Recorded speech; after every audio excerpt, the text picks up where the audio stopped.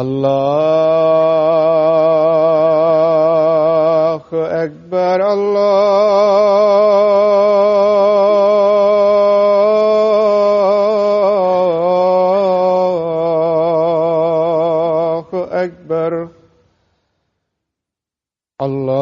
الله أكبر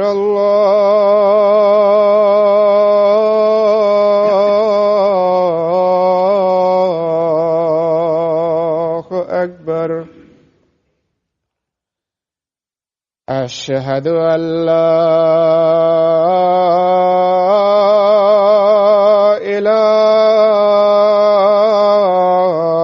إله إلا الله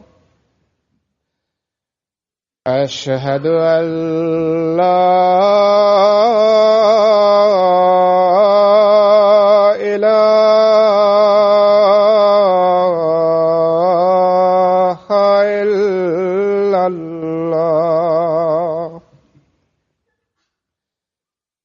أشهد أن محمدًا رسول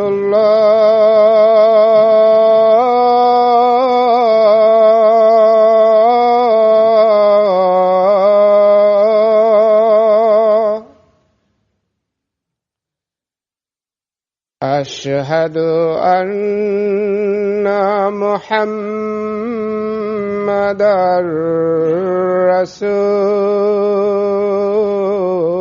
رسول الله حي على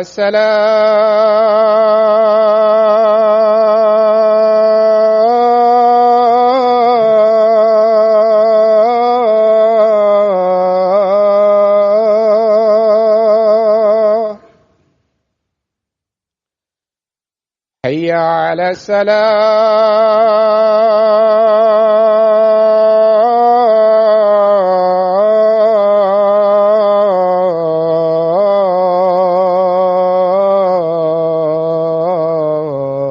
الصلاة حي على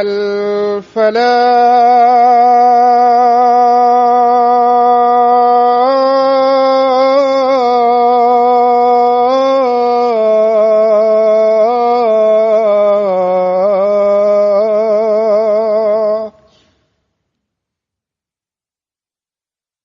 حي على الفلاح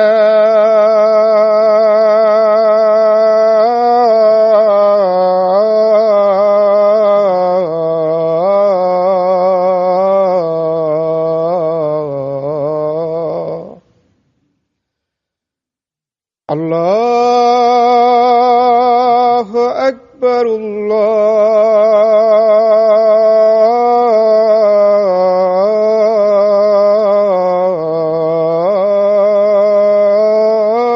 الله أكبر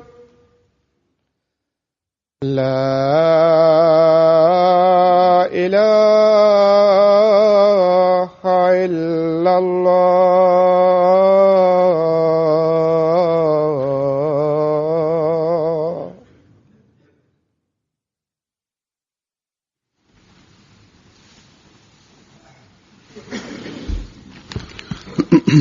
السلام عليكم ورحمة الله.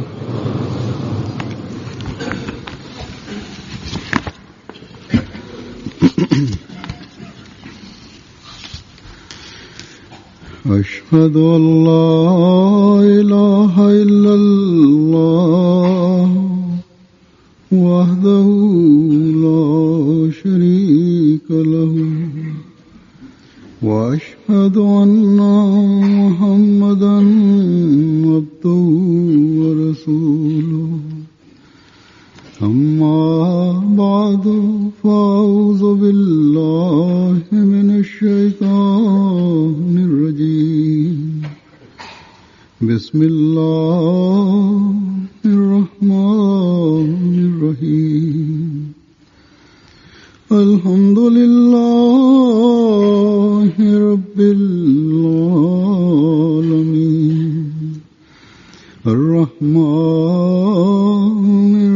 الرحيم مالك يوم الدين إياك نعبد وإياك نستعين اهدنا الصراط المستقيم صراط الذين أنعمت عليهم غير المغضوب عليهم ولا الضالين.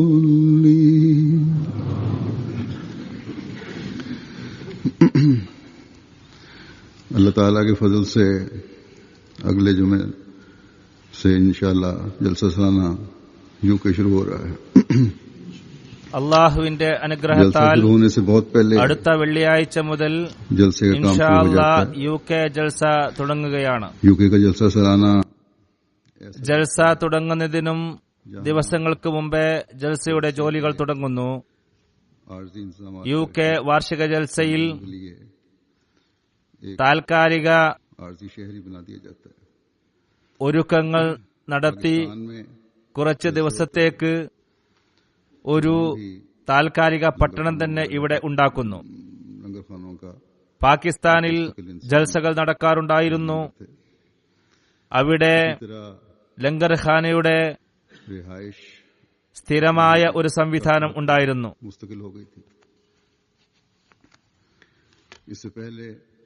എത്രയോ ലങ്കറുകൾ, പാചകശാലകൾ ഉണ്ടായിരുന്നു. ഇതേപോലെ സ്ഥിരമായ താമസ സൗകര്യങ്ങളും കുറെ ഉണ്ടായിരുന്നു. സ്കൂളുകളും കോളേജുകളും ജമാഅത്തിന്റേതായിരുന്ന കാലത്ത് അവയെല്ലാം താമസത്തിനായി വിനിയോഗിച്ചിരുന്നു. എന്നാൽ അതെല്ലാം ഗവൺമെന്റ് പിടിച്ചെടുത്തപ്പോൾ മറ്റ് താമസ സൗകര്യങ്ങൾ ഒരുക്കുകയുണ്ടായി.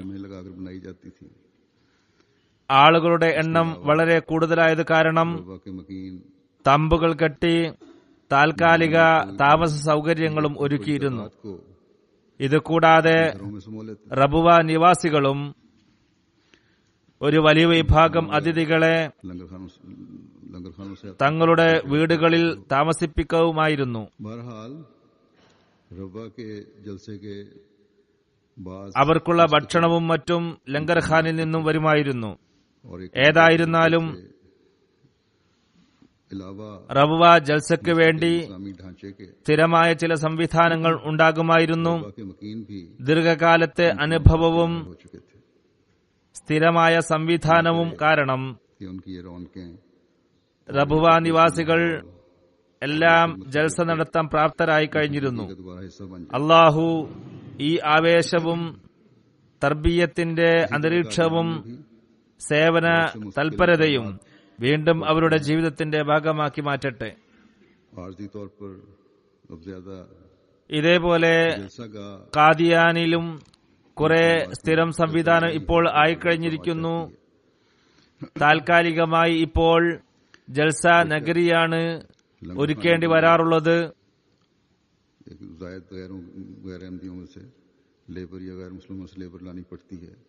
ലങ്കർഖാനയ്ക്ക് വേണ്ടി അനഹ്മദികളിൽ നിന്ന് തൊഴിലാളികളെയും പാചകക്കാരെയും കൊണ്ടുവരേണ്ടതായി വരുന്നു. ഭക്ഷണം പാകം ചെയ്യാനും റൊട്ടി ചുടാനും എല്ലാം പുറമെ നിന്ന് ആളുകളെ കൊണ്ടുവരുന്നുണ്ട്. എന്നാലും പാചകശാലയുടെ സ്ഥിരം സംവിധാനം അവിടെയുമുണ്ട്.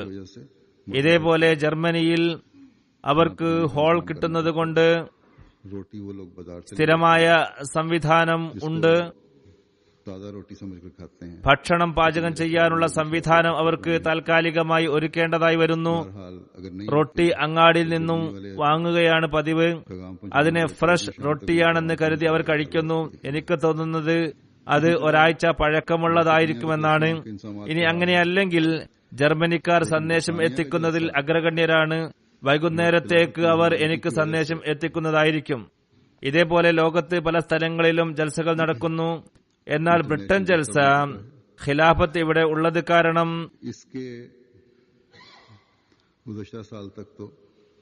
ഇന്റർനാഷണൽ ജൽസയായി മാറിക്കഴിഞ്ഞിരിക്കുന്നു. കഴിഞ്ഞ വർഷം വരെ ഉപ്പ് തൊട്ട് കർപ്പൂരം വരെയുള്ള എല്ലാ സംവിധാനങ്ങളും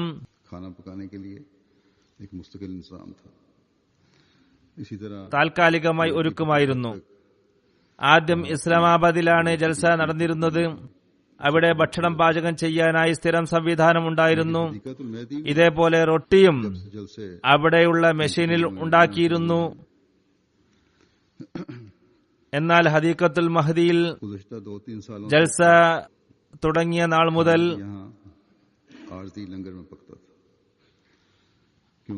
കഴിഞ്ഞ 2-3 വർഷമായി ഭക്ഷണം വരെ ഇവിടെ താൽക്കാലിക ലങ്കറിലാണ് പാചകം ചെയ്തിരുന്നത്. ഇസ്ലാമാബാദിൽ നിന്നും ഭക്ഷണം കൊണ്ടുവരുന്നതിൽ വളരെ പ്രയാസം നേരിട്ടതായാണ് അനുഭവത്തിൽ നിന്ന് മനസ്സിലായത്. റൊട്ടി ഇസ്ലാമാബാദിൽ ഉണ്ടാക്കിയിരുന്നു, കുറച്ച് അങ്ങാടിയിൽ നിന്നും വാങ്ങുകയാണ് ചെയ്തിരുന്നത്.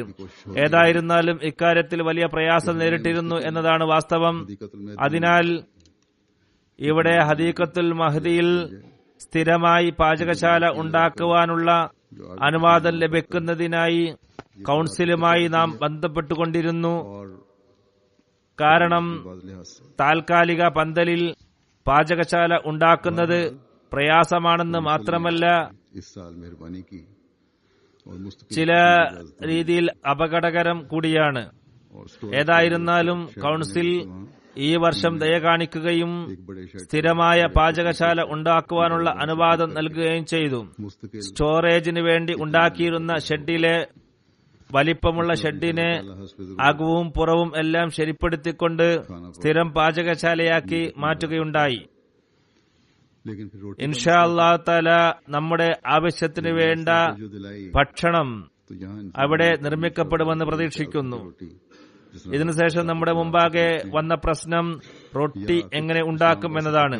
ഇതിനെക്കുറിച്ച് പറഞ്ഞപ്പോൾ ഇവിടെയുള്ള സംഘാടകരും അമീർ സാഹിബും പ്രോഗ്രാം ചെയ്തിരുന്നത് അങ്ങാടിയിൽ നിന്നും വാങ്ങാം എന്നതായിരുന്നു. അതല്ലെങ്കിൽ ഇസ്ലാമാബാദിൽ നിന്നും ഉണ്ടാക്കി കൊണ്ടുവരാം എന്നായിരുന്നു. ഞാൻ അവരോട് പുതിയ റൊട്ടി മെഷീൻ സ്ഥാപിക്കാൻ പറഞ്ഞു. അതിന്റെ ചെലവ് ഓർത്തപ്പോൾ അവർ മടിച്ചു. അപ്പോൾ ഞാൻ പറഞ്ഞു, കേന്ദ്രം നിങ്ങൾക്ക് കടം തരാം. അപ്പോൾ അവർക്ക് അല്പം അഭിമാനക്ഷത നേരിട്ടതുപോലെ തോന്നി. അങ്ങനെ അവർ സ്വയം ചെലവഴിച്ചു. അള്ളാഹുവിന്റെ അനുഗ്രഹത്താൽ ലബനാനിൽ നിന്നും റൊട്ടി പ്ലാന്റ് വരുത്തിച്ചു. പാകിസ്ഥാനിലെ നമ്മുടെ ഒരു മുഖ്ലിസായ അഹമ്മദി സുഹൃത്ത് ലബനാനിൽ പോയി ഈ മെഷീൻ വാങ്ങുകയും ഇവിടെ കൊണ്ടുവന്ന് സ്ഥാപിക്കുകയും ചെയ്തു. ഇപ്പോഴും ഇതിനായി അദ്ദേഹം സമയം നൽകുന്നുണ്ട്. ഇദ്ദേഹത്തിന് കാദിയാനിലും റബുവയിലും റൊട്ടി പ്ലാന്റ് സ്ഥാപിച്ച അനുഭവം ഉണ്ടായിരുന്നു. അതിനാൽ വളരെ ഭംഗിയായി ഇവിടെ ഈ പ്രവൃത്തി നടത്തി. ഇപ്പോൾ ഭക്ഷണം പാചകം ചെയ്യുന്ന കാര്യത്തിലും റൊട്ടി തയ്യാറാക്കുന്ന കാര്യത്തിലും ഹദീഖത്തുൽ മഹദിയിൽ സ്ഥിരം സംവിധാനം നിലവിൽ വന്നു കഴിഞ്ഞിരിക്കുന്നു.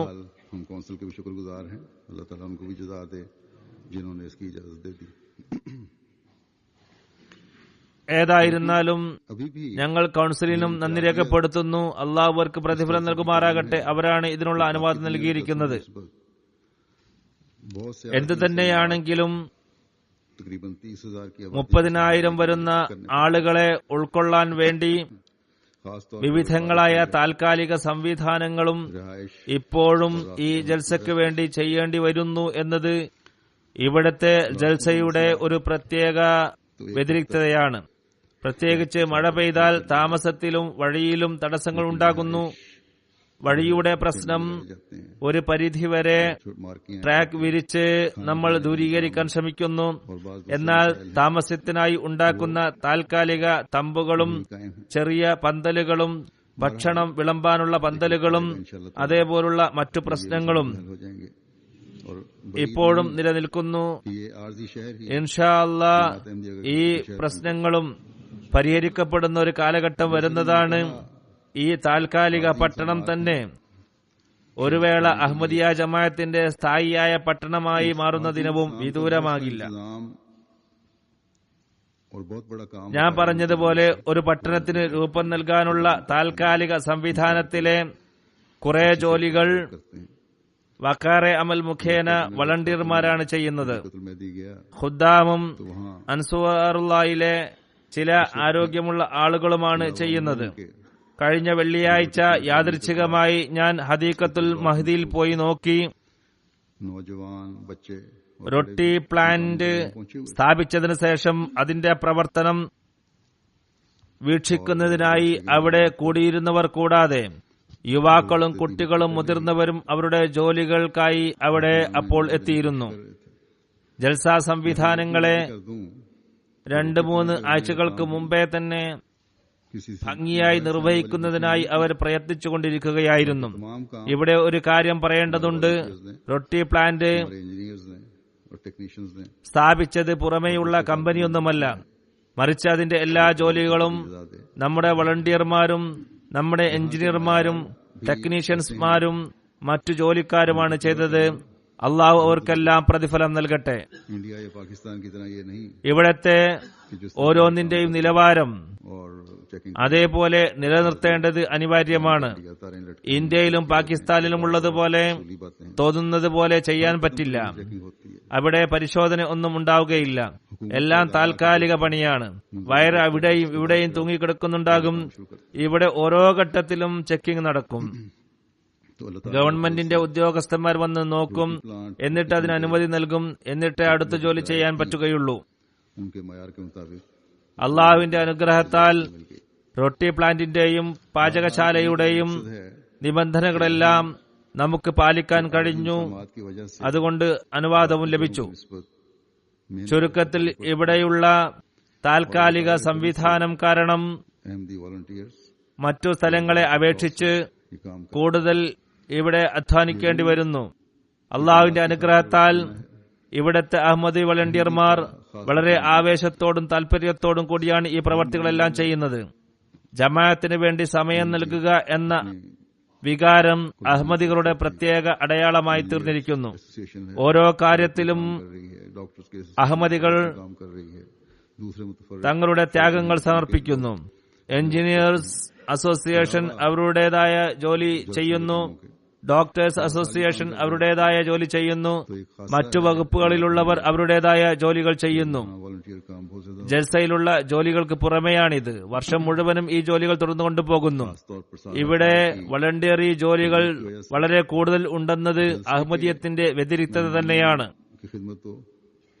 വർഷം മുഴുവനും നൽകുന്ന തർബിയത്ത് കാരണമായി ഈ പ്രവൃത്തി ചെയ്തുകൊണ്ടിരിക്കുകയാണ്.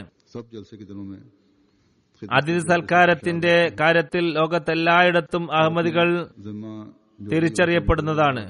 കുട്ടികളും മുതിർന്നവരും പുരുഷന്മാരും സ്ത്രീകളും എല്ലാം ജൽസാ ദിനങ്ങളിൽ സേവന തൽപരരായി കാണുന്നു. അവർക്ക് ഏൽപ്പിക്കപ്പെട്ട ജോലികൾ വളരെ പ്രയാസത്തോടെ അവര് ചെയ്തു തീർക്കുന്നു.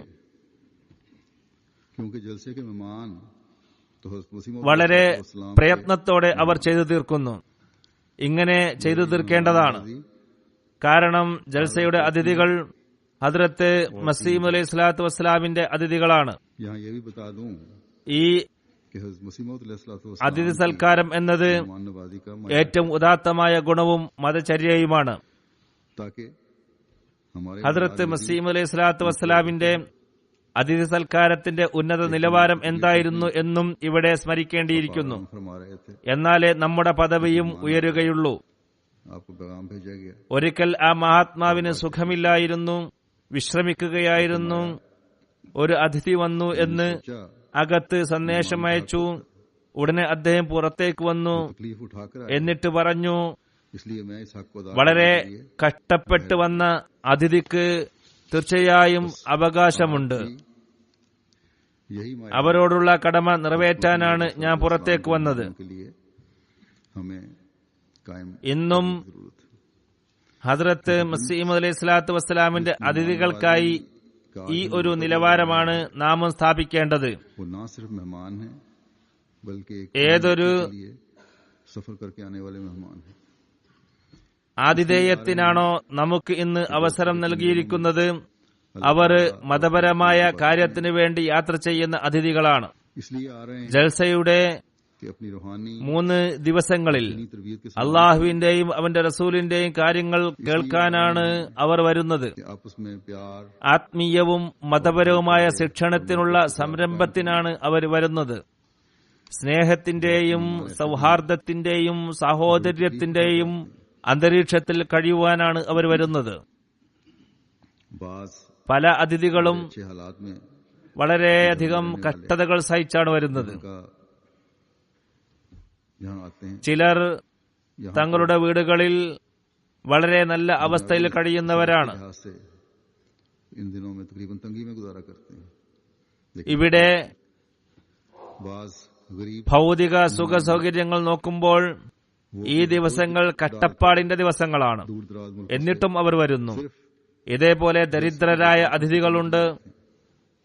അവർ തങ്ങളിൽ ഭാരം അടിച്ചേൽപ്പിച്ചുകൊണ്ട് ജൽസയുടെ അനുഗ്രഹങ്ങൾ കരസ്ഥമാക്കാൻ വേണ്ടി മാത്രം ദൂരെ ദൂരെ നാടുകളിൽ നിന്നും വരുന്നു. से मिलने ഹദ്റത്ത് മസീഹ് അലൈഹി സ്വലാത്തു വസ്സലാമിന്റെ വിളിക്ക് ഉത്തരം നൽകിക്കൊണ്ടാണ് അവർ വരുന്നത്. बेशक MTA ने കാലത്തിന്റെ ഖലീഫയെ अहमदियत को बहुत करीब कर दिया, കാണാനും അദ്ദേഹത്തിന്റെ കാര്യങ്ങൾ കേൾക്കാനുമാണ് വരുന്നത്. फिर भी जलसे के माहौल को MTA अपना एक अलग और അഹമ്മദിയ ലോകത്തെ വളരെ അടുപ്പിച്ചിട്ടുണ്ടെന്നത് ശരി തന്നെയാണ്. ये नहीं समझना चाहिए എന്നിരുന്നാൽ തന്നെയും कल ജൽസയുടെ ദിനങ്ങളിലെ അവസ്ഥ ഒന്ന് വേറെ തന്നെയാണ്. बाज बड़ी उम्र के हैं അതിനാൽ जो मुख्तलिफ आवाज़ ഈ അതിഥികൾ ഏതുതരം ബുദ്ധിമുട്ടാണ് സഹിക്കുന്നതെന്ന് നാം തെറ്റിദ്ധരിക്കരുത്.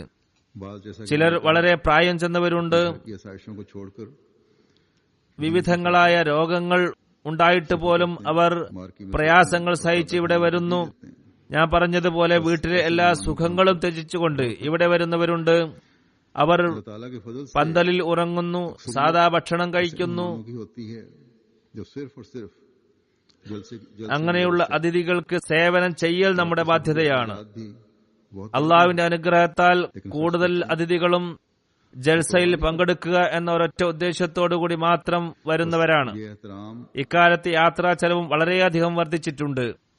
എന്നിട്ടും അവർ ചെലവഴിക്കുന്നു. അതിൽ ഒരു വിഷമവും പ്രകടിപ്പിക്കുന്നില്ല. അതിനാൽ हम पर फर्ज है। ये बहुत ही काबिल एहतराम मेहमान हैं जिनकी नीयत ഈ അതിഥികളെ रसूल ആദരിക്കുക എന്നത് നമ്മുടെ हज़रत मसीह കടമ തന്നെയാണ്. ആദരണീയരായ അതിഥികളാണ് ഇവർ. नसीहत करते हुए फरमाया, അള്ളാഹുവിന്റെയും അവന്റെ റസൂലിന്റെയും പ്രീതി മാത്രമാണ് ഇവരുടെ ലക്ഷ്യം. इनमें से बात ഹദ്റത്ത് മസീഹ് അലൈഹി സ്വലാത്തു വസ്സലാം അതിഥികളെ കുറിച്ച് ഉപദേശിച്ചുകൊണ്ട് പറയുകയുണ്ടായി, നോക്കൂ, കുറെ അതിഥികൾ വന്നിട്ടുണ്ട്. ഇവരിൽ ചിലരെ നിങ്ങൾക്ക് പരിചയമുണ്ടാകും, ചിലരെ നിങ്ങൾ അറിയില്ല. तुम पर मेरा അതിനാൽ तुम पर मेरा हुस्न എല്ലാവരെയും ആദരണീയരായി കരുതി അവർക്ക് ആതിഥ്യമരുളുക. इन सब की खूब खिदमत करो। അതിഥികൾക്ക് हज़रत मसीह मौद अलैहिस्सलाम എല്ലാ സൗകര്യങ്ങളും നിങ്ങൾ നൽകുമെന്ന ശുഭപ്രതീക്ഷയാണ് നിങ്ങളിൽ ഞാൻ വെച്ചു പുലർത്തുന്നത്. जिनकी नीयत ഇവരെ എല്ലാവരെയും നിങ്ങൾ നല്ലതുപോലെ നോക്കണം. അതിനാൽ ദീനി ആവശ്യത്തിനായി വന്ന ഹദ്റത്ത് മസീഹ് അലൈഹി സ്വലാത്തു വസ്സലാമിന്റെ അതിഥികളെ मसीह मौद अलैहिस्सलाम के വളരെ താൽപര്യത്തോടെ इनका അവർക്കായി സേവനം ചെയ്ത് മസീഹ് അലൈഹി സ്വലാത്തു വസ്സലാമിന്റെ പ്രതീക്ഷയ്ക്കൊത്ത് നാം ഉയരേണ്ടതാണ്. हमारे दिल में होना കാരണം അവരുടെ ലക്ഷ്യം അള്ളാഹുവിന്റെ പ്രീതി ഒന്ന് മാത്രമാണ്. ഓരോ അതിഥിക്കായും और ये दिल में हमेशा ख्याल रखना സേവന വികാരം നമ്മുടെ ഹൃദയത്തിൽ ഉണ്ടായിരിക്കേണ്ടതാണ്. जहाँ जहाँ हमारी ड्यूटियां हैं അതിഥികൾക്ക് അവകാശമുണ്ടെന്ന ചിന്ത എപ്പോഴും ഉണ്ടായിരിക്കേണ്ടതാണ്. होना चाहिए। നമുക്ക് എവിടെയെല്ലാമാണ് ഡ്യൂട്ടി നൽകിയിട്ടുള്ളത് तो इस्लाम के അവിടങ്ങളിൽ ജോലി ചെയ്യുന്ന पूरा उतरे। എല്ലാവർക്കും ഈ ഒരു വികാരം ഉണ്ടായിരിക്കേണ്ടതാണ്. അങ്ങനെ ഹദ്റത്ത് മസീഹ് അലൈഹി സ്വലാത്തു വസ്സലാമിന്റെ ശുഭപ്രതീക്ഷയ്ക്ക് അനുഗുണമായി നാം മാറുന്നതാണ്.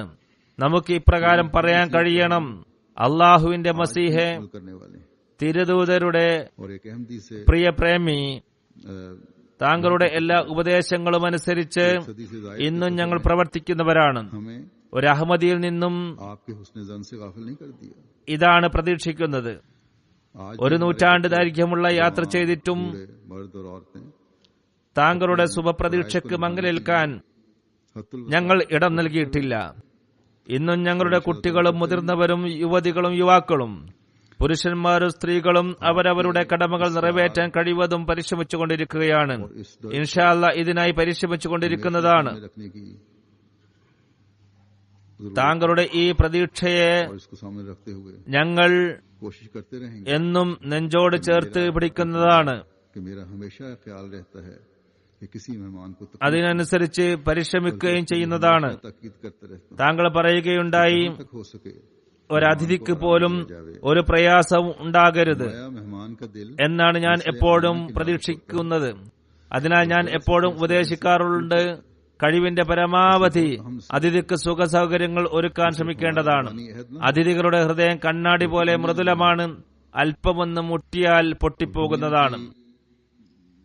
നാം നാവുകൊണ്ട് ഇങ്ങനെ പ്രതിജ്ഞ എടുത്താൽ പോരാ, മറിച്ച് പ്രവർത്തന രൂപത്തിൽ ഇത് കാണണം. നാം മാതൃകയായി തീരേണ്ടതാണ്. ലോകത്ത് വിവിധ സ്ഥലങ്ങളിൽ ജൽസ നടക്കാറുണ്ട്. അതിഥികൾ അവിടെയും വരുന്നു. ഇവിടെ വിവിധ നാടുകളിൽ നിന്നും വിവിധ സമുദായത്തിൽപ്പെട്ടവർ ജൽസയിൽ വരുന്നുണ്ട്. ഓരോ സമുദായത്തിന്റെയും വിഭാഗത്തിന്റെയും ജീവിത നിലവാരം വ്യത്യസ്തമായിരിക്കും. ക്ഷമാശീലം വ്യത്യസ്തമായിരിക്കും. സംസാരവും വികാരപ്രകടന രീതിയും വ്യത്യസ്തമായിരിക്കും. നമ്മിൽ നിന്നും ഓരോരുത്തരുടെയും പ്രതീക്ഷയും വ്യത്യസ്തമായിരിക്കും. താൽപര്യങ്ങളും വിവിധ തരത്തിലായിരിക്കും. അതിനാൽ ഓരോരുത്തരുമായും യുക്തിയോടുകൂടി സമീപിക്കേണ്ടതാണ്. അതിനായി ഹദ്റത്ത് മസീഹ് അലൈഹി സ്വലാത്തു വസ്സലാമിന്റെ ജ്ഞാനനിർഭരമായ ഉപദേശങ്ങൾ ഓർത്തുവെക്കേണ്ടതാണ്. ഇത് മുമ്പിലുണ്ടെങ്കിൽ എല്ലാ കാര്യങ്ങളും ശരിയാകുന്നതായിരിക്കും. പറയുന്നു, അതിഥികളുടെ ഹൃദയം കണ്ണാടി പോലെ മൃദുലമായിരിക്കും, അല്പമൊന്ന് മുട്ടിയാൽ പൊട്ടിപ്പോകും. സേവനം ചെയ്യുന്ന ഓരോരുത്തരും ഈ ഉപദേശത്തെ മനസ്സിലാക്കുകയാണെങ്കിൽ ചെറിയ അസ്വരസ്യങ്ങൾ ഉണ്ടാകുന്നത് കൂടുതലും ഒഴിവാകുന്നതാണ്. പരാതികൾ ഉണ്ടാകില്ല. ആരെങ്കിലും മനഃപൂർവ്വം കുഴപ്പമുണ്ടാക്കാൻ ശ്രമിച്ചാൽ മാത്രമേ പ്രശ്നമുണ്ടാവുകയുള്ളൂ. ആ സമയത്ത് നമുക്ക് ചില കർശന നടപടി എടുക്കേണ്ടതായി വരും. കഴിഞ്ഞ വർഷം സ്ത്രീകൾക്കിടയിൽ ഭക്ഷണം കഴിക്കുന്ന വേളയിൽ ഒരു പ്രശ്നമുണ്ടായിരുന്നു. വളരെ ദൂരദേശത്ത് നിന്ന് വന്ന അതിഥിയായ ഒരു സ്ത്രീ എന്തോ കാരണത്താൽ ദേഷ്യം പിടിച്ചു. അവിടെ എന്തെങ്കിലും ഡ്യൂട്ടിക്കാരുടെ തെറ്റാണോ അല്ലയോ എന്നത് നോക്കുന്നതിന് പകരം തെറ്റ് നമ്മുടേതാണെന്ന് നാം അംഗീകരിക്കണം. അപ്പോഴാണ് ശരിയാവുകയുള്ളൂ. നാം അതിനെ ന്യായീകരിക്കാൻ ശ്രമിക്കുകയല്ല വേണ്ടത്. ഇപ്രാവശ്യം തബ്ശീറിന്റെ അതിഥികളെ സ്ത്രീകളുടെ ഭാഗത്തും പുരുഷന്മാരുടെ ഭാഗത്തും ഇക്കാര്യത്തിൽ പ്രത്യേകം ശ്രദ്ധിക്കേണ്ട ആവശ്യമുണ്ട്. ആർക്കും ഒരു രീതിയിലുമുള്ള പ്രയാസം ഉണ്ടാകാൻ പാടില്ല. ഞാൻ ഈ പറയുന്നത് എല്ലാം തന്നെ അന്യനാട്ടിലുള്ള അതിഥികളെ കുറിച്ചാണ്. ഞാൻ നേരത്തെ പറഞ്ഞതുപോലെ അതിഥികളെല്ലാം അതിഥികൾ തന്നെയാണ്. ഏതായിരുന്നാലും ഈ വകുപ്പിൽ ചില മാറ്റങ്ങൾ ഞാൻ വരുത്തിയിട്ടുണ്ട്. സംഘാടന തലത്തിലാണ് ഞാൻ മാറ്റിയത്. സംഘാടകരെ മാറ്റുകയുണ്ടായി. ഇതിൽ വഖഫേനൗ ആൺകുട്ടികളെയും പെൺകുട്ടികളെയുമാണ് ഉൾപ്പെടുത്തിയിരിക്കുന്നത്. അള്ളാഹുവിന്റെ അനുഗ്രഹത്താൽ ഇപ്പോൾ പല വഖഫേനൗ ആൺകുട്ടികളും പെൺകുട്ടികളും ജോലികൾ സ്വയം ചെയ്യാൻ കഴിയുന്ന അവസ്ഥ കൈവരിച്ചു കഴിഞ്ഞിരിക്കുന്നു എന്നത് അള്ളാഹു നമുക്ക് നൽകിയ ഒരു പാരിതോഷികമാണ്. ചിലർ സ്ഥിരമായി ജമാഅത്തിന് വേണ്ടി സേവനം ചെയ്യുന്നു, ചിലർ താൽക്കാലികമായും സേവനം ചെയ്യുന്നു. ഈ വർഷം ഇതിന്റെ നിലവാരം മെച്ചപ്പെടുമെന്ന് ഞാൻ പ്രതീക്ഷിക്കുന്നു. എന്നാൽ ആളുകളെ മാറ്റിയതുകൊണ്ട് മെച്ചപ്പെടാറില്ല എന്ന കാര്യം നാം ഓർക്കേണ്ടതാണ്. അള്ളാഹുവിന്റെ ഫദ്ല് നമ്മുടെ കൂടെ ഉണ്ടാകുന്നതിനായി എപ്പോഴും അവനോട് ദുആ ഇരക്കേണ്ടതാണ്. അള്ളാഹു ആഗ്രഹിക്കുന്നത് പോലെ പ്രവർത്തിക്കുന്നവരായി നാം മാറണം. അതിനായി അവനോട് സഹായം തേടുകയും വേണം.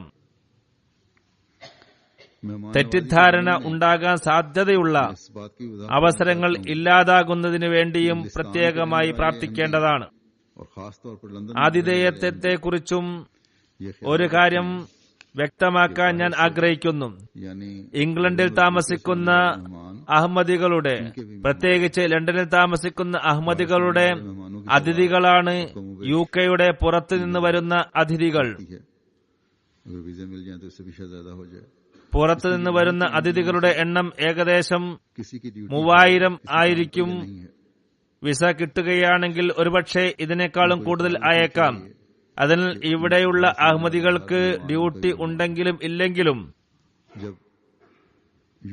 പുറത്തു നിന്ന് വരുന്ന ഓരോ അതിഥിയും അവരുടെയും അതിഥി തന്നെയാണ്.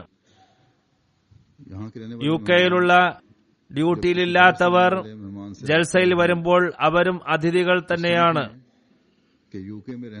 ഇവിടെയുള്ള അതിഥികളെക്കാളും പുറമെയുള്ള ഏതെങ്കിലും അതിഥിക്ക് പരിഗണന നൽകുമ്പോൾ UK-യിലുള്ള ഓരോ അഹമ്മദിയും ആതിഥേയരായിരിക്കും, പുറമെയുള്ളവർ അതിഥികളുമായിരിക്കും. അതല്ലെങ്കിൽ നമുക്ക് ഇങ്ങനെ പറയാം, ബ്രിട്ടനിൽ നിന്ന് വന്ന അതിഥികൾക്കും ബ്രിട്ടന്റെ പുറത്തു നിന്ന് വന്ന അതിഥികൾക്കും ഇടയിൽ ഏതെങ്കിലും കാര്യത്തിൽ പരിഗണനയുടെ പ്രശ്നം വന്നാൽ ബ്രിട്ടന്റെ പുറത്തു നിന്ന് വരുന്ന അതിഥികൾക്കാണ് കൂടുതൽ പരിഗണന നൽകേണ്ടത്. അവർക്കായി ഇവിടെയുള്ളവർ ത്യാഗം ചെയ്യേണ്ടതാണ്.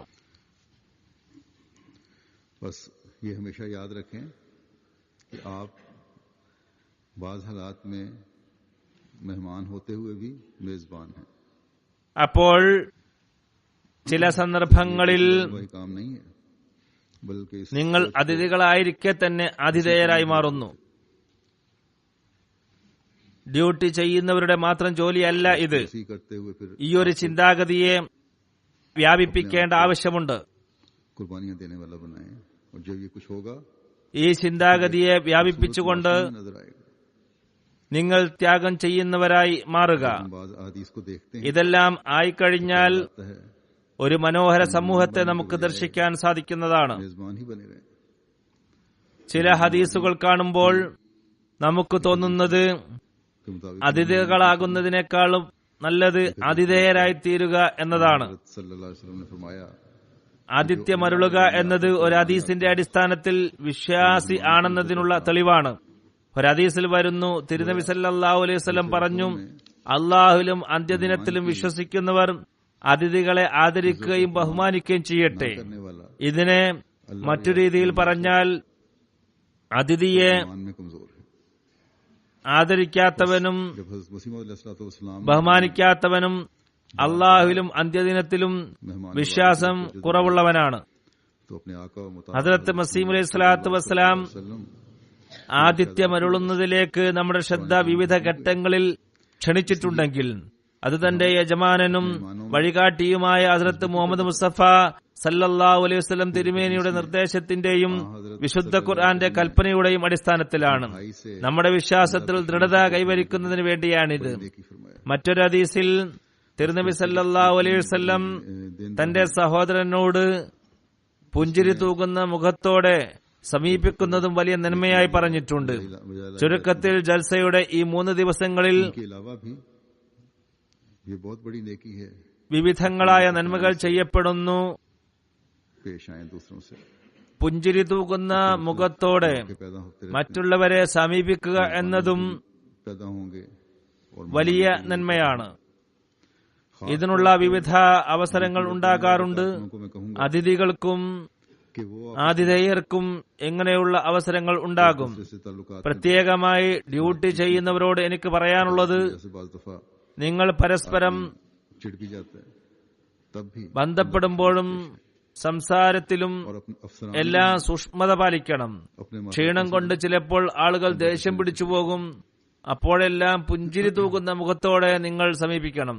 ഓഫീസർമാർ തങ്ങളുടെ കീഴിലുള്ളവരോടും പുഞ്ചിരി തൂക്കുന്ന മുഖത്തോടെയാണ് സമീപിക്കേണ്ടത്. ഡ്യൂട്ടിയിലുള്ളവർക്ക് മുമ്പ് ചില പ്രശ്നങ്ങൾ നേരിടേണ്ടി വന്നിട്ടുണ്ട്. ചിലപ്പോൾ ചില സ്ഥലത്ത് ഭക്ഷണം ഓഫീസർമാർക്ക് പ്രത്യേകമായി ഉണ്ടാക്കാറുണ്ട്. അതല്ലെങ്കിൽ ചില സ്ഥലത്ത് ഫ്രിഡ്ജ് ചില ഓഫീസുകളിൽ ഉണ്ടാകും. അത് ഓഫീസർമാർക്ക് വേണ്ടി മാത്രമായിരിക്കും. അതിൽ നിന്നും സാധാരണ ഡ്യൂട്ടിക്കാർ വല്ല വെള്ളവും എടുത്ത് കുടിച്ചാൽ ഓഫീസർമാർ ദേഷ്യം പിടിക്കാറുണ്ട്. ഇതൊന്നും നമ്മുടെ ഇടയിൽ പാടില്ല. ഏതായിരുന്നാലും ഡ്യൂട്ടി ചെയ്യുന്നതിനിടയിൽ പല പ്രശ്നങ്ങളും വരും. മേലുദ്യോഗസ്ഥനെന്നും കീഴുദ്യോഗസ്ഥനെന്നുമെല്ലാമുള്ള വകതിരിവ് ഉണ്ടായിപ്പോകും. പക്ഷേ നാം എപ്പോഴും ഓർക്കേണ്ട കാര്യം സൽപെരുമാറ്റത്തെയാണ് എപ്പോഴും നാം പ്രകടിപ്പിക്കേണ്ടത്. അതിഥികളോട് നല്ലതുപോലെ നാം ബന്ധപ്പെടുക തന്നെ ചെയ്യും എന്നതിൽ സംശയമില്ല. പരസ്പരമുള്ള ബന്ധത്തിലും സൽസ്വഭാവത്തോടെ പെരുമാറുകയാണെങ്കിൽ അതിഥികൾക്ക് ഈ പവിത്രമായ അന്തരീക്ഷം വളരെയധികം സ്വാധീനം ചെലുത്തുന്നതാണ്. നമ്മുടെ ചുറ്റുപാടും വളരെ മനോഹരമായി തീരുന്നതാണ്. അഹമ്മദികളല്ലാത്ത അതിഥികളിലും ഇത് വളരെയധികം സ്വാധീനം ചെലുത്തുന്നതാണ്. ഈ സൽസ്വഭാവ പ്രകടനത്തിലൂടെ സ്വയം നന്മ ചെയ്യുന്നവരായി തീരും, അള്ളാഹുവിന്റെ പ്രീതി കരസ്ഥമാക്കുന്നവരായും നാം മാറുന്നതാണ്. ഡ്യൂട്ടി നൽകുന്ന ഓരോ ജോലിക്കാരും മനസ്സിലാക്കേണ്ട മറ്റൊരു കാര്യം, ആതിഥ്യമരുളുക എന്നത് അതിഥികളോട് ചെയ്യുന്ന ഔദാര്യമൊന്നുമല്ല. ഹദ്റത്ത് മസീഹ് അലൈഹി സ്വലാത്തു വസ്സലാം പറഞ്ഞ കാര്യം നേരത്തെ ഞാൻ കേൾപ്പിക്കുകയുണ്ടായി. തിരുനബി സല്ലല്ലാഹു അലൈഹി വസല്ലം പറഞ്ഞതും അതിഥികൾക്ക് അവരുടെ അവകാശമുണ്ട് എന്നാണ്. അവകാശങ്ങൾ നൽകുന്നതിനെ കുറിച്ച് അള്ളാഹു പറയുന്നത് എന്താണ്? പറയുന്നു, വആതിസൽ ഖുർബ ഹഖ്ഖഹു വൽ മിസ്കീന വബ്ന സബീൽ വലാ തുബസ്സിർ തബ്സീറ. അടുത്ത ബന്ധുക്കൾക്ക് അവരുടെ അവകാശം നൽകുക, മിസ്കീനുകൾക്കും യാത്രക്കാർക്കും അവരുടെ അവകാശം നൽകുക, അമിത വ്യയം നിങ്ങൾ ചെയ്യരുത്. ഇവിടെ 3 വിഭാഗത്തിലുള്ള ആളുകളെ കുറിച്ചാണ് പറയുന്നത്. ഇന്നത്തെ വിഷയവുമായി ബന്ധപ്പെടുത്തിക്കൊണ്ട് യാത്രക്കാരുടെ അവകാശത്തെക്കുറിച്ചാണ് ഞാൻ പറയുന്നത്. വിവിധ തരം യാത്രക്കാരുണ്ട്. അള്ളാഹുവിന് വേണ്ടി അള്ളാഹു പറഞ്ഞതുകൊണ്ട് മാത്രം യാത്ര ചെയ്യുന്നവർ ആണ് ഏറ്റവും സൗഭാഗ്യവാന്മാരായ യാത്രക്കാർ. ഒരു ഹദീസിൽ വരുന്നു, അള്ളാഹുവിനെ കുറിച്ചും അവന്റെ റസൂലിനെ കുറിച്ച് സ്മരിക്കപ്പെടുന്ന സദസ്സുകളിൽ ഇരിക്കുന്നവർക്കായി മലക്കുകൾ സമാധാനത്തിന്റെയും പ്രാർത്ഥനയുടെയും സമ്മാനം ഇറക്കിക്കൊടുക്കുന്നതാണ്. നമ്മുടെ ജൽസകൾ അള്ളാഹുവിന്റെ അനുഗ്രഹത്താൽ അങ്ങനെയുള്ള സദസ്സുകളാണ്. ഈ സദസ്സുകളിൽ പങ്കെടുക്കാനായി യാത്ര ചെയ്തു വരുന്നവരുടെ സ്ഥാനവും വളരെ ഉന്നതമാണ്. അവർക്കായി മലക്കുകൾ ദുആ ചെയ്യുന്നുണ്ട്. ഇങ്ങനെയുള്ള യാത്രക്കാരെ സേവിക്കുന്നവരും അതിഥിയുടെ കടമകൾ നിറവേറ്റുന്നവരും ഭാഗ്യവാന്മാർ തന്നെയാണ്. അള്ളാഹു സ്ഥാപിച്ച കടമകൾ ആരാണോ നിറവേറ്റുന്നത് അവർ തീർച്ചയായും അള്ളാഹുവിന്റെ പ്രീതി കരസ്ഥമാക്കുന്നവരായിരിക്കും. അള്ളാഹുവിന്റെ പ്രീതി കരസ്ഥമാക്കുന്നവരെക്കാളും വലിയ സൗഭാഗ്യവാന്മാർ മറ്റാരാണുള്ളത്? നാം ചിന്തിക്കുകയാണെങ്കിൽ ജൽസയുടെ ഈ സംവിധാനവും അത്ഭുതകരമായ ഒരു സംവിധാനം തന്നെയാണെന്ന് മനസ്സിലാകും. ഒരു നന്മയ്ക്ക് ശേഷം മറ്റൊരു നന്മയുടെ കവാടം ഓരോരുത്തർക്കുമായി തുറക്കപ്പെടുന്നു. ഞാൻ തുടക്കത്തിൽ പറഞ്ഞതുപോലെ സേവനം ചെയ്യുന്നതിന്റെ ആത്മാവിനെ ഓരോ സേവകനും മുമ്പിൽ വെക്കേണ്ടതാണ്. ഈ ഒരു ആവേശത്തോടെ നാം ചെയ്യുന്നുണ്ടെങ്കിലും അതിനെ മെച്ചപ്പെടുത്തേണ്ട ആവശ്യമാണുള്ളത്. ഡ്യൂട്ടി നൽകുന്നവർ ജമാഅത്ത് പറഞ്ഞതുകൊണ്ട് ഡ്യൂട്ടി നൽകുന്നു എന്ന വികാരത്തോടെയല്ല ഡ്യൂട്ടി നൽകേണ്ടത്. നമുക്ക് പോയി ജോലി ചെയ്യുന്നവരെ സഹായിച്ചേക്കാം എന്ന് കരുതരുത്. സദർ ഖുദ്ദാമുൽ അഹമ്മദിയ വക്കാറായ്മ ചെയ്യാൻ വേണ്ടി പറഞ്ഞതുകൊണ്ട് പോയേക്കാം എന്ന ചിന്തയല്ല ഉണ്ടാകേണ്ടത്. സദർ ലജ്ന പറഞ്ഞല്ലോ, അതുകൊണ്ട് ഔദാര്യം എന്ന നിലക്ക് ഡ്യൂട്ടി ചെയ്യുന്നവരുടെ സംഘത്തിൽ ചേർന്ന് കളയാം എന്ന നിലപാട് പാടില്ല. നമ്മുടെ ലക്ഷ്യം അള്ളാഹുവിന്റെ പ്രീതി ലഭിക്കണം എന്നതായിരിക്കണം.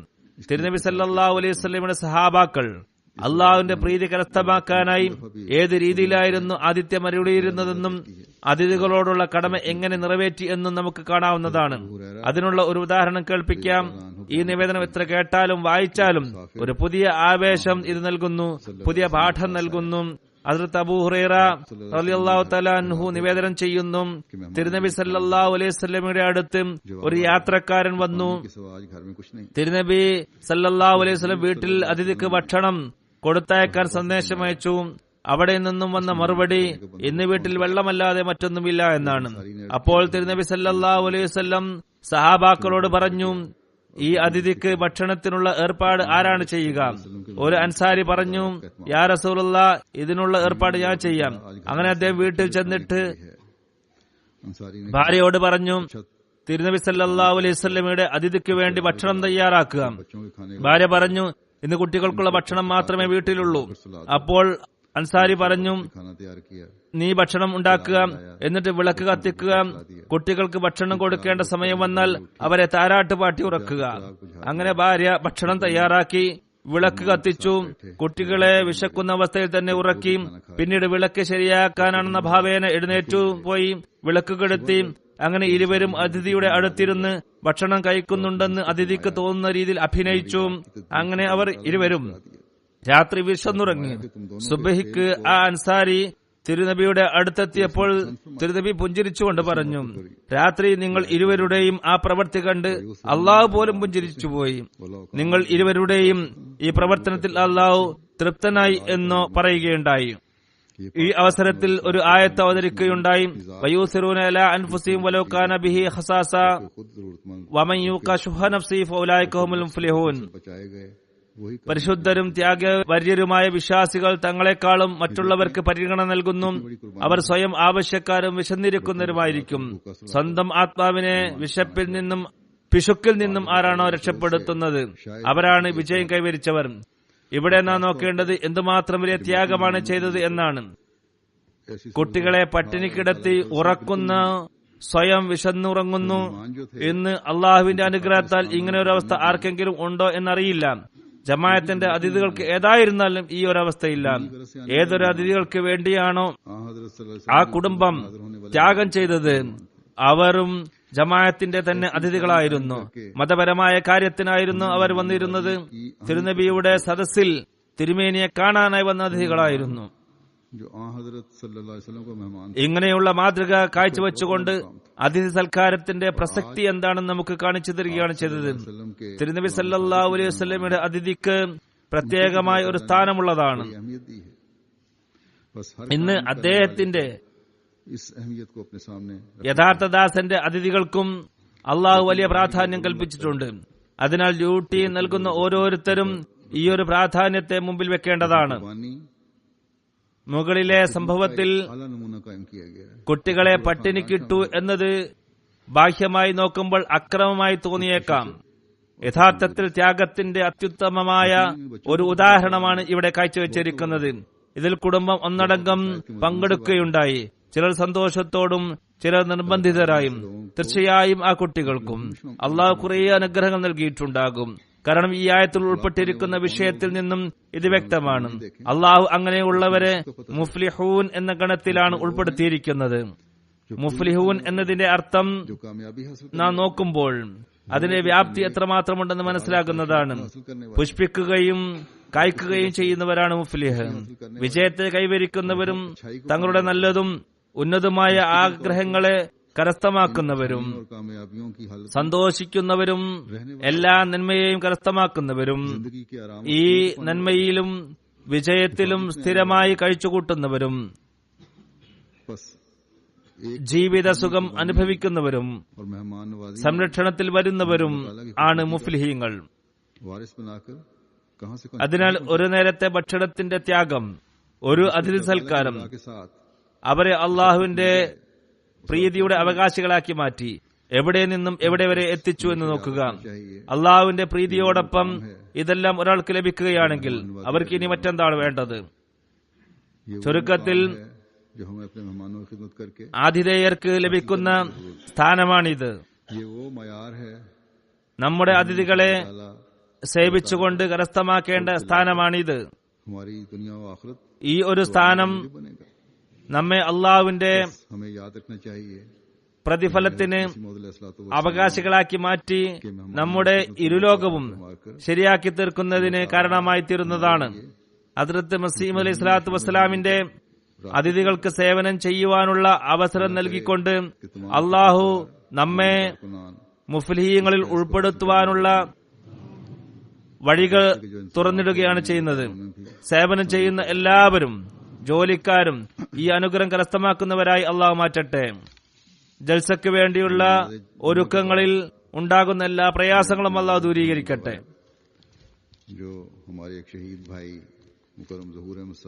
ജുമാ നമസ്കാരത്തിന് ശേഷം ഞാൻ ഒരു ജനാസ ഗായിബ് നമസ്കരിപ്പിക്കുന്നതാണ്. ബഹുമാനപ്പെട്ട സഹൂർ അഹമ്മദ് സാഹിബ് ഗ്യാനി ഷഹീദിന്റേതാണ്. ഇദ്ദേഹം കറാച്ചിയിലെ ഒറങ്കി ടൗണിൽ ഓഗസ്റ്റ് 21 ഷഹീദാക്കപ്പെടുകയുണ്ടായി. ഇന്നാ ലില്ലാഹി വ ഇന്നാ ഇലൈഹി റാജിഊൻ. സംഭവം ഇപ്രകാരമാണ് വിവരിക്കപ്പെടുന്നത്. സഹൂർ സാഹിബ് തന്റെ ഒരു സുഹൃത്തിനോടൊപ്പം ഓഗസ്റ്റ് 21 തീയതി 11:15 റിപ്പയർ ചെയ്യാൻ കൊടുത്ത കാറ് വീട്ടിലേക്ക് കൊണ്ടുവന്നു. വണ്ടി കുറച്ച് ദൂരെ നിർത്തിയിട്ടതായിരുന്നു. അത് പരിശോധിക്കാനായി പോയി. അദ്ദേഹം പുറത്തേക്ക് വന്നപ്പോൾ അദ്ദേഹത്തിന്റെ അയൽവാസി അനഹമ്മദിയായ നൂറുൽ ഹക്ക് സാഹിബും പുറത്തേക്ക് വന്നു. ഇവർ 3 പേരും വണ്ടി നോക്കാനായി പുറത്തേക്ക് പോയി. വണ്ടി വീട്ടിൽ നിന്നും അല്പം ദൂരെയാണ് നിർത്തിയിരുന്നത്. ഇവർ 3 പേരും കാർ പരിശോധിച്ച് തിരിച്ചു വരികയായിരുന്നു. അപ്പോൾ ഒരു മോട്ടോർ സൈക്കിളിൽ 2 അക്രമികൾ വരികയും അതിൽ ഒരാൾ മോട്ടോർ സൈക്കിളിൽ നിന്ന് ഇറങ്ങി സുഹൂർ സാഹിബിനെ തുരുതര വെടിവെക്കുകയും ചെയ്തു. അപ്പോൾ സുഹൂർ സാഹിബിന്റെ അയൽവാസി അൻവാറുൽ ഹക്ക് സാഹിബ് വെടിവെക്കുന്നവന്റെ കൈ കടന്നു പിടിച്ചു. അപ്പോൾ മറ്റേ അക്രമി നൂറുൽ ഹക്ക് സാഹിബിനെയും വെടിവെച്ചു. അങ്ങനെ അവർ ഓടിപ്പോയി. സുഹൂർ സാഹിബിന്റെ മകൾ വെടിവെച്ച കേട്ടപ്പോൾ വീടിന്റെ മുകളിൽ നിന്നും ജനലിലൂടെ പുറത്തേക്ക് നോക്കി മോട്ടോർ സൈക്കിളിലുള്ളവർ വെടിവെച്ച് ഓടിപ്പോകുന്നതാണ് കണ്ടത്. അവൾ ചായ കുടിക്കുകയായിരുന്നു. ഉടനെ ചായയുടെ കപ്പെടുത്ത് അക്രമികളുടെ മേൽ എറിഞ്ഞു. അപ്പോൾ അക്രമികൾ അവളെയും വെടിവെച്ചു. ജനലിൽ വെടികൊണ്ടു. എന്നാൽ കുട്ടിക്ക് കൊണ്ടില്ല. സഹൂർ സാഹിബ് സംഭവ സ്ഥലത്ത് വെച്ച് തന്നെ മരിച്ചു. ഇന്നാ ലില്ലാഹി വ ഇന്നാ ഇലൈഹി റാജിഊൻ. ഷഹാദത്ത് സമയത്ത് അദ്ദേഹത്തിന്റെ വയസ്സ് 47 ആയിരുന്നു. ഇദ്ദേഹത്തിന്റെ അയൽവാസി അനഹമ്മദിയായ നൂറുൽ ഹക്ക് സാഹിബ് അദ്ദേഹവും ഷഹീദാകുകയുണ്ടായി. അള്ളാഹു അദ്ദേഹത്തോടും കാരുണ്യവും മഗ്ഫിറത്തും ചെയ്യുമാറാകട്ടെ. സഹൂർ സാഹിബിന്റെ കുടുംബത്തിൽ അഹമ്മദിയത്ത് പ്രവേശിച്ചത് അദ്ദേഹത്തിന്റെ പിതൃ സഹോദരന്മാരായ യൂസുഫ് ഗ്യാനി സാഹിബ്, മുഹമ്മദ് സയ്യിദ് ഗ്യാനി സാഹിബ് എന്നിവർ മുഖേനയാണ്. 1936 ഇരുവരും ബൈഅത്ത് ചെയ്തു. ഇരുവരും നല്ല അറിവുള്ളവരായിരുന്നു. ജമാഅത്തിനെ കുറിച്ച് പഠിച്ചതിനു ശേഷമാണ് ബൈഅത്ത് ചെയ്തത്. അതിനുശേഷം മർഹൂമിന്റെ പിതാവും മറ്റു സഹോദരന്മാരും ബൈഅത്ത് ചെയ്തു. പ്രേംകോട്ട് മുസഫറാബാദ് കാശ്മീരിലാണ് ഇവരുടെ സ്വദേശം. 1966 ജനിച്ചത്. 1976 കറാച്ചിയിലേക്ക് മാറി താമസിച്ചു. BA വരെ അവിടെയാണ് പഠിച്ചത്. ഫെഡറൽ ബോർഡ് ഓഫ് റവന്യൂവിൽ ജോലി നോക്കി. കസ്റ്റം ഡിപ്പാർട്ട്മെന്റിൽ ആന്റി സ്മഗ്ലിംഗ് യൂണിറ്റിൽ ക്ലർക്കായി ജോലി ചെയ്യുകയായിരുന്നു. ഷഹാദത്തിന്റെ സമയം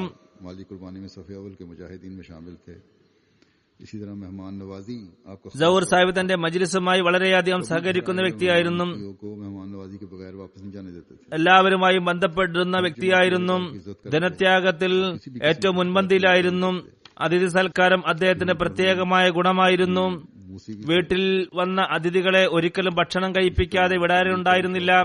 ജമാഅത്തിന്റെ എല്ലാ ഭാരവാഹികളെയും ആദരിച്ചിരുന്നു. ഒരുവിധ പരാതിക്കും ഇടം നൽകിയിരുന്നില്ല. മൂസി ആയിരുന്നു. തബ്ലീഗിന് താൽപര്യമുണ്ടായിരുന്നു. 2009 ബൈഅത്ത് ചെയ്യിപ്പിക്കാനുള്ള തൗഫീഖ് ലഭിച്ചു. വഫാത്ത് അറിഞ്ഞപ്പോൾ ഹോസ്പിറ്റലിലും വീട്ടിലും അദ്ദേഹത്തിന്റെ ഓഫീസിൽ നിന്ന് കുറെ ആളുകൾ സന്ദർശിച്ചിരുന്നു. ഓരോരുത്തരും തന്നെ ഷഹീദിന്റെ ഉന്നത സ്വഭാവ ഗുണത്തെയാണ് എടുത്തു പറഞ്ഞുകൊണ്ടിരുന്നത്. അദ്ദേഹത്തിന്റെ ഒരു സുഹൃത്ത് കരഞ്ഞുകൊണ്ട് ഇപ്രകാരം പറഞ്ഞു: ഷഹീദ് വാത്സല്യമുള്ള ആളും കുഴപ്പങ്ങളിൽ നിന്നെല്ലാം വിട്ടുനിൽക്കുന്ന ആളുമായിരുന്നു. ജോലിയുടെ അവസരത്തിൽ ദേഷ്യം വരുമ്പോൾ ക്ഷമ കൈക്കൊള്ളാൻ ഉപദേശിക്കും. അദ്ദേഹത്തിന്റെ ഓഫീസർ പറയുകയുണ്ടായി, സുഹൂർ അഹമ്മദ് സാഹിബ് ഞങ്ങളുടെ ധൈര്യശാലിയായ ഒരു യോദ്ധാവായിരുന്നു. കുറഞ്ഞ സമയത്തിൽ തന്നെ എല്ലാവരുടെയും ഇഷ്ടം കരസ്ഥമാക്കിയിരുന്നു. ഇന്ന് നമുക്കൊരു നല്ല സുഹൃത്താണ് നഷ്ടപ്പെട്ടിരിക്കുന്നത്. അദ്ദേഹത്തിന്റെ ഭാര്യാപിതാവ് ബഷീർ ഗ്യാനി സാഹിബ് പറയുന്നു, ഷഹീദ് മർഹൂം കുടുംബത്തിലെ എല്ലാവരെയും സഹായിച്ചിരുന്നു. സാമ്പത്തികമായി നല്ല കഴിവ് അള്ളാഹു അദ്ദേഹത്തിന് നൽകിയിരുന്നു. കുടുംബത്തിൽ ആർക്കെങ്കിലും വല്ല ആവശ്യവും നേരിട്ടാൽ അവരെ അദ്ദേഹം സഹായിച്ചിരുന്നു. കുടുംബത്തിലെ എല്ലാ ആവശ്യക്കാരും വെറും കൈയോടെ അദ്ദേഹത്തിന്റെ കവാടത്തിൽ നിന്ന് മടങ്ങാറില്ല. കുട്ടികളോടും ഉള്ള പെരുമാറ്റം വളരെ വാത്സല്യത്തോടെയായിരുന്നു. കുട്ടികളുടെ ആവശ്യം പൂർണ്ണമായും ശ്രദ്ധിച്ചിരുന്നു.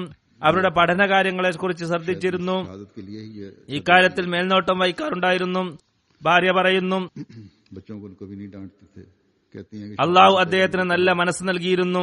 ഷഹാദത്തിനായിരിക്കും ഇത്രയും നല്ല മനസ്സ് നൽകിയിട്ടുണ്ടാവുക. കുട്ടികളോട് ഒരിക്കലും ദേഷ്യം പിടിക്കാറില്ല. ഭാര്യ പറയുന്നു, ഷഹാദത്തിന് മുമ്പ് എന്നോട് പറഞ്ഞു, എന്റെ ഷൂ ശരിയാക്കുക, ഞാൻ ഇപ്പോൾ വരാം. എന്നിട്ട് താഴേക്കിറങ്ങി. വെടിവെച്ച കേട്ടതിന് ശേഷം ഞങ്ങൾ വീട്ടിൽ നിന്നും പുറത്തേക്ക് ഇറങ്ങി. കുട്ടികളോടൊപ്പം പുറത്തു വന്ന് അദ്ദേഹത്തെ നോക്കിയപ്പോൾ പുഞ്ചിരിക്കുന്നുണ്ടായിരുന്നു. ഞങ്ങളോട് വിട പറയുന്നത് പോലെയായിരുന്നു അത്. കുറച്ചു കഴിഞ്ഞപ്പോൾ മരിക്കുകയും ചെയ്തു. കുട്ടികളെ ഒന്നും പറയാറുണ്ടായിരുന്നില്ലെങ്കിലും എന്റെ ഖുത്ബ MTA-യിൽ വരുമ്പോൾ അത് കേൾക്കാൻ പറയും. അക്കാര്യത്തിൽ ദേഷ്യം പിടിക്കാറുണ്ടായിരുന്നു. കൃത്യമായി ഖുത്ബ കേൾക്കുമായിരുന്നു. പെൺകുട്ടികളോട് പ്രത്യേക വാത്സല്യമായിരുന്നു. इसके अलावा 3 बेटे और 4 बेटियां हैं. इमरान क्यानी 20 साल की उम्र है. ഭാര്യ തായറ സുഹൂർ ഗ്യാനി സാഹിബയാണ്. 3 ആൺകുട്ടികളും 4 പെൺകുട്ടികളുമുണ്ട്. ആൺകുട്ടികൾ ഇമ്രാൻ ഗ്യാനി 20 വയസ്സ്, കാമ്രാൻ ഗ്യാനി 14, സർഫറാസ് 3 വയസ്സ്. പെൺകുട്ടികൾ നൂറ് സബ 16, നൂറുൽ ഐൻ 14, അത്തിയത്തുൽ മുജീബ് 7, ഫായിക്ക സൂർ 5 വയസ്സ് എന്നിവരാണ് ഇദ്ദേഹത്തിന്റെ സംതപ്ത കുടുംബാംഗങ്ങൾ. അള്ളാഹു മർഹൂമിന്റെ പദവികൾ ഉയർത്തട്ടെ. കുട്ടികളെ തന്റെ സംരക്ഷണത്തിൽ വെക്കട്ടെ. ഭാര്യയും തന്റെ സംരക്ഷണത്തിൽ വെക്കട്ടെ. ഈ ആഘാതം സഹിക്കാനുള്ള തൗഫീക്ക് നൽകട്ടെ.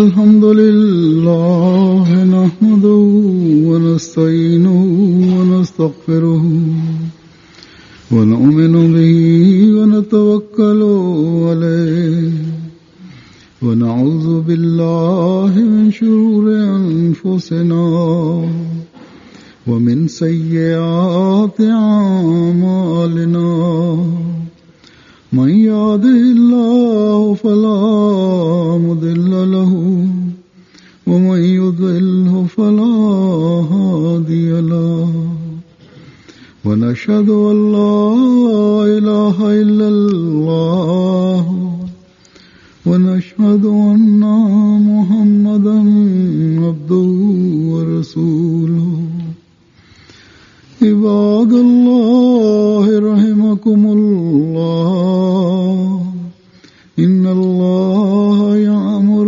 بالعدل والإحسان وإيتاء ذي القربى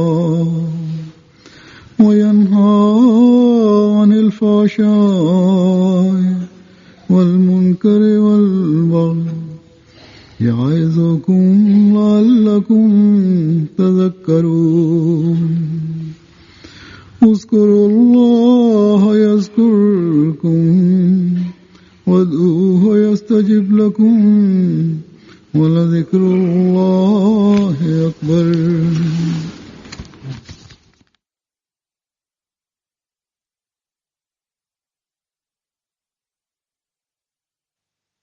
اللهم صل